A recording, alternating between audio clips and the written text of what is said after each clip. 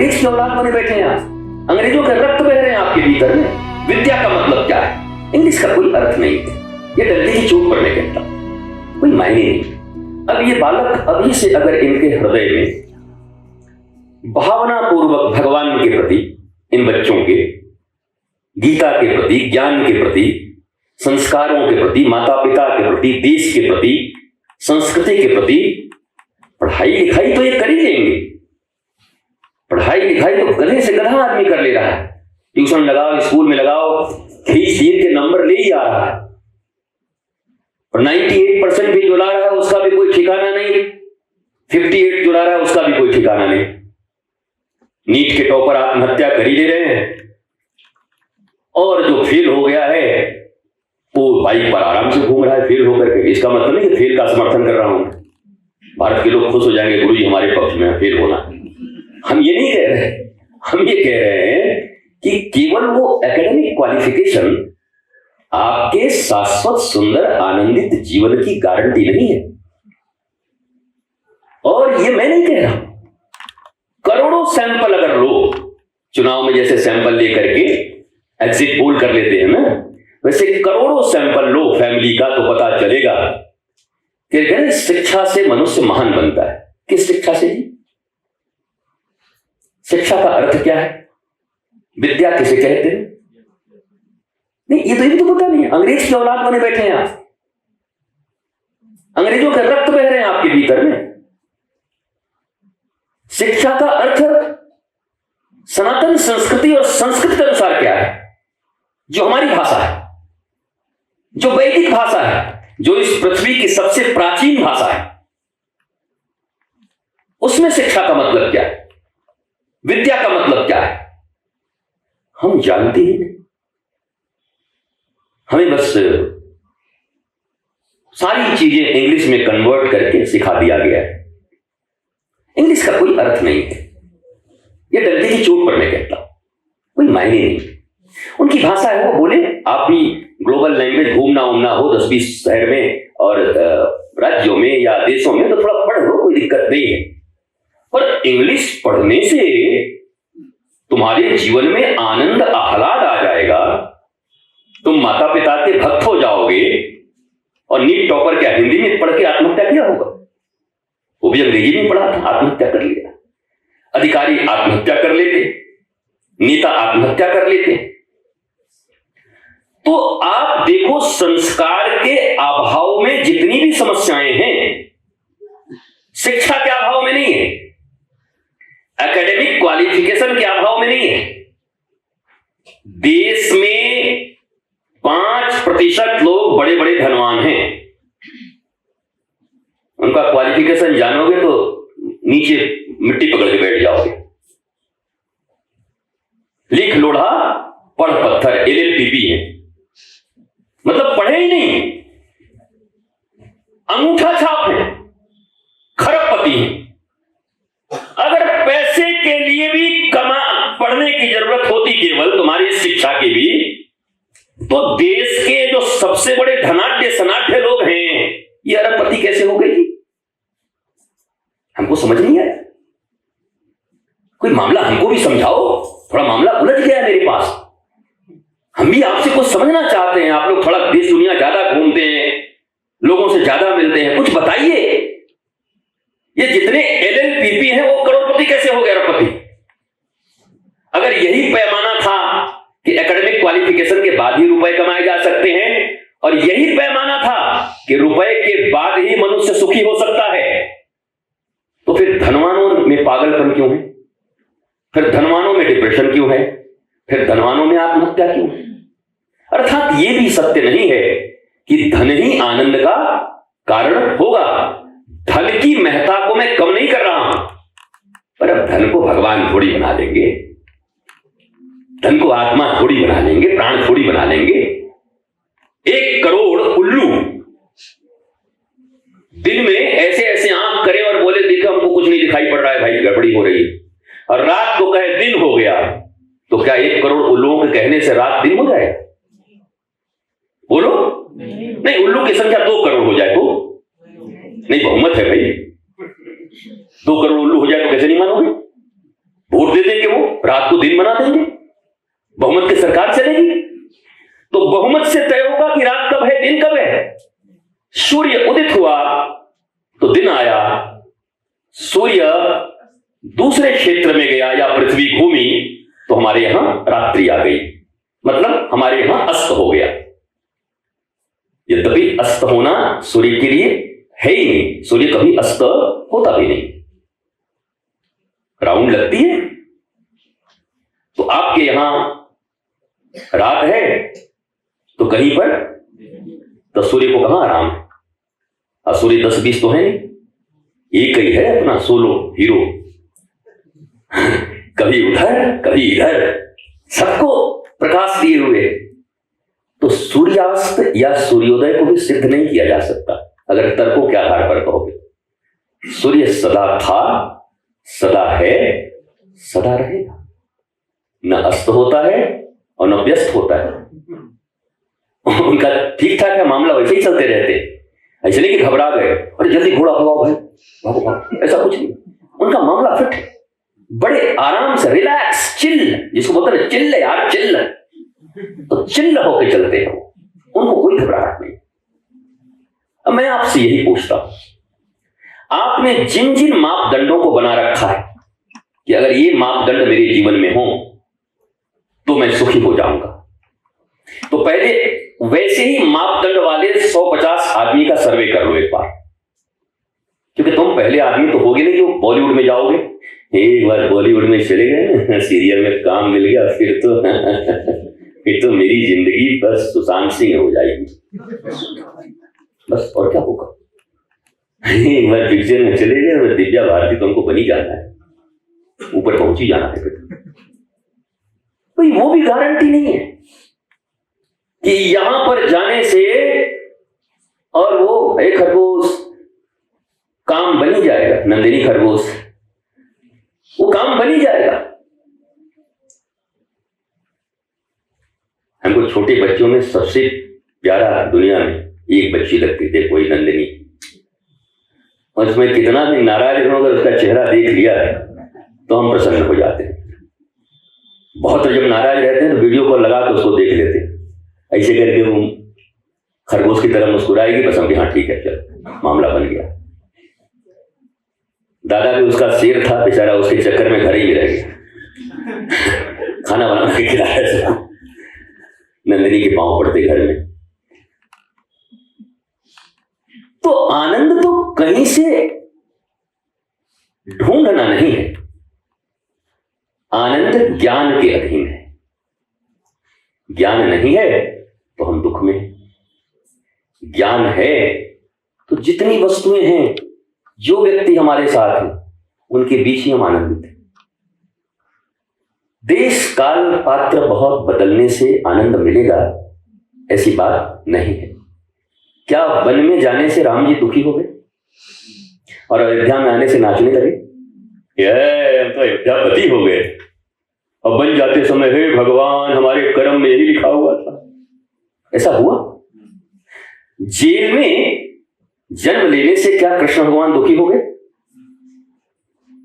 और कहीं पहुंचकर बहुत आनंदित हो गए? ब्रज में गैया भी चराते तब भी उतना ही आनंदित, मथुरा पहुंचे कंस को पीट पाट किए तब भी उतना ही आनंद, द्वारिका गए तब भी उतना ही आनंद। चाहे यशोदा के आंगन के श्री कृष्ण हो, चाहे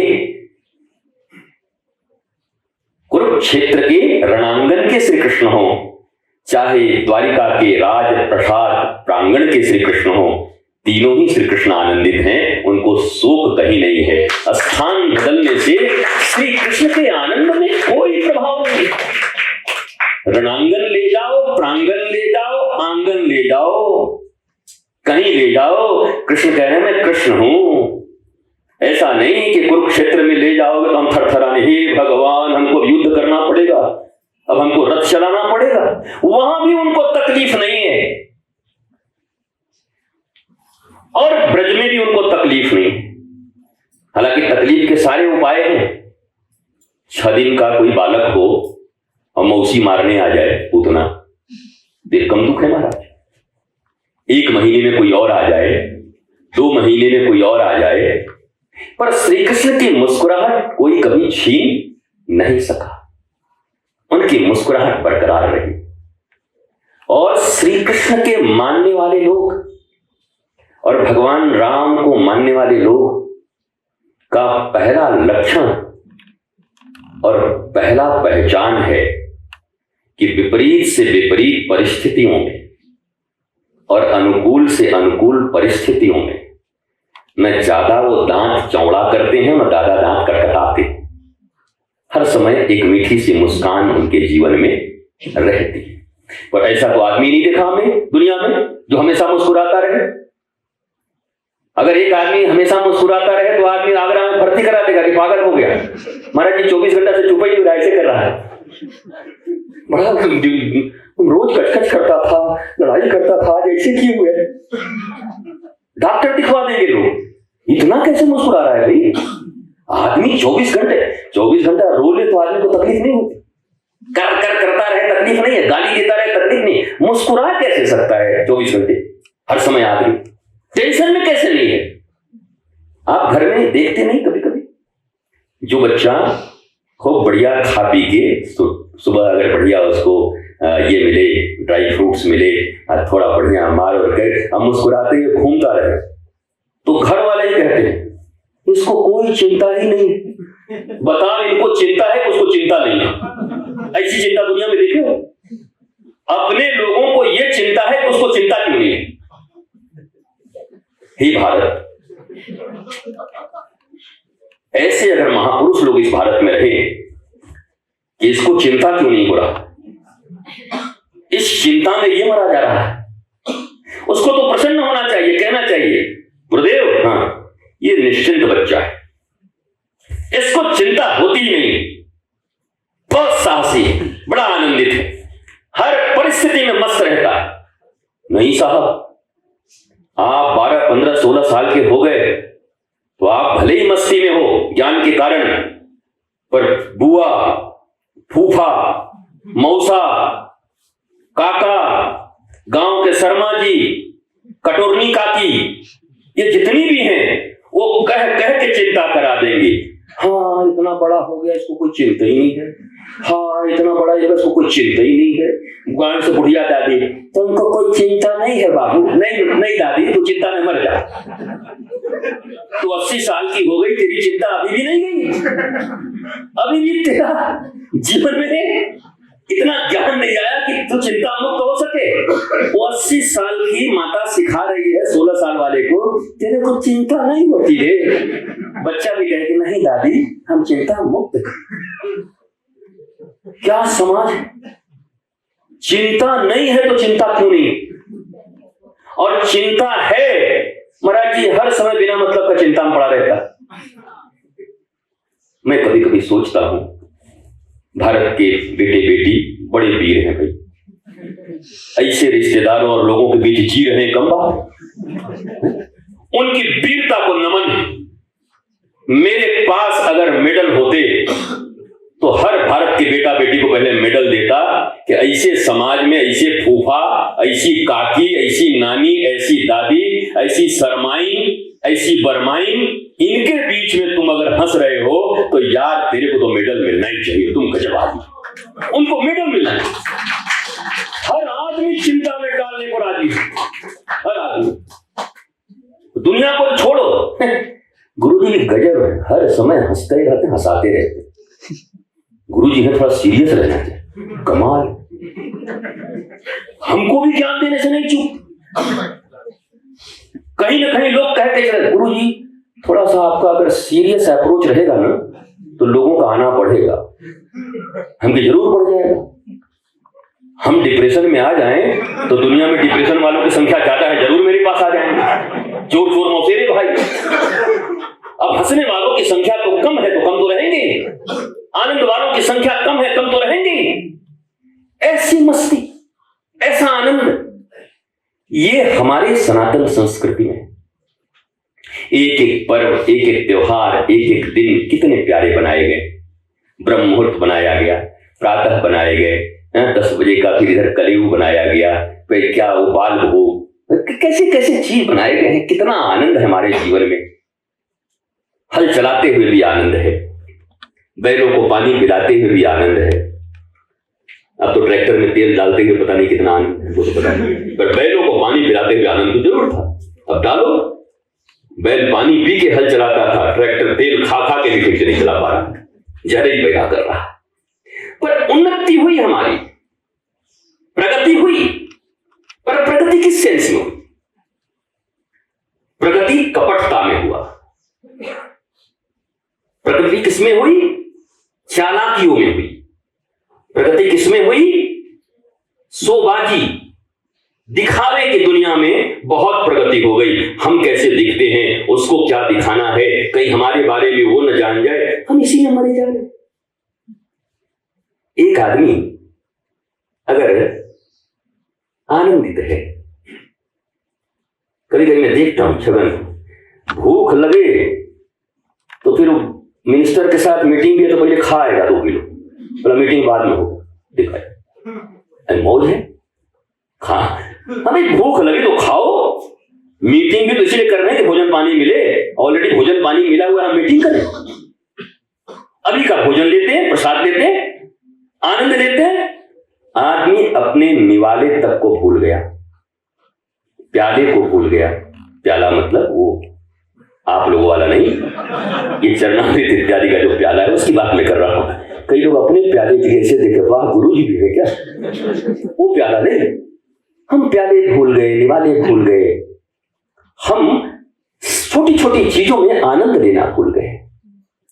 प्रातः उठ करके इतना ही चना है घर में, हमने वो भिंडी वाली कहानी कल आपको सुनाई। हमारी माता जी ने, मम्मी ने गुलाब की छड़ी तोड़, गुलाब की छड़ी इसलिए बोल रहा हूं कि गुलाब के फूल दे तो और बढ़िया लगे, फूल तो देती नहीं, छड़ी तोड़ देती, और छड़ी में कांटे कांटे, और धून के मुझे भिंडी खिला दिया। भिंडी इतना नापसंद था, लेकिन फिर भिंडी पसंद हुआ, और उसके कारण वैद्य ने कहा कि आपकी आयु भी बढ़ी, मुझे भिंडी खाना जरूरी था। तो मैया ने कठोरता से एक सुंदर संस्कार डाल दिया। बुरे संस्कार बच्चों में पड़ जा रहे हैं, लेकिन थोड़ी सी प्रेम और थोड़ी सी कठोरता से अगर उनके भीतर अच्छे संस्कार पड़ जाएं, तो जीवन भर आपको भगवान की तरह पूजेगा बच्चा। आज जिनको बिगाड़ रहे हो ना,